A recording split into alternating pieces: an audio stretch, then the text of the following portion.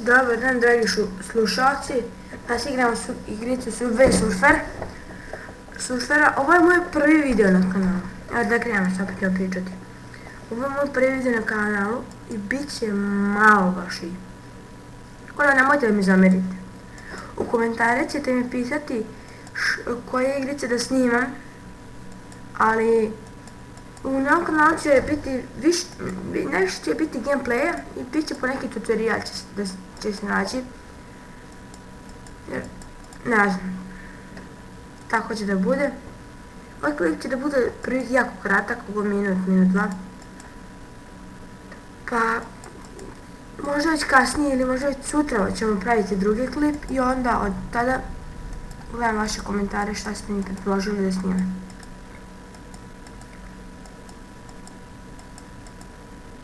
Ova igrica nije zahtjevna, igra se na miša.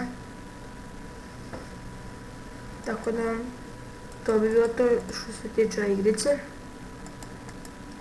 Sada, znači slobodno, ako vam se ovaj klip bude svidjelo, vi slobodno lajkujte, subscribeujte, ali pišite u komentu, mi je najbitnije da mi pišete šta da snimam. Bilo što, samo napišite. Samo da izvojim po ćemo završavati ovaj klip. Rekao sam će ovaj klip, stisne sam na pauzu. Rekao sam će ovaj klip da bude kratak. Neće biti dugačak.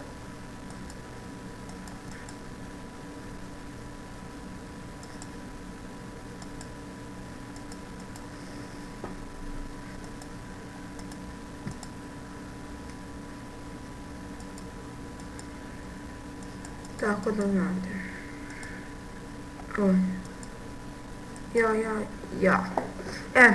To bi bilo to, znači lajkujte, subscribeujte, ako želite, ako vam se klip sviđa, lajkujte, pišite komentar šta da snimam i u komentaru ostavite ono što vam, kako da kažem, što se sviđa klipu, što se ne sviđa i to isto ostavite komentar. Za ovaj put napišite moju Facebook stranicu, tako da uživajte. Doviđenja do sljedećeg videa.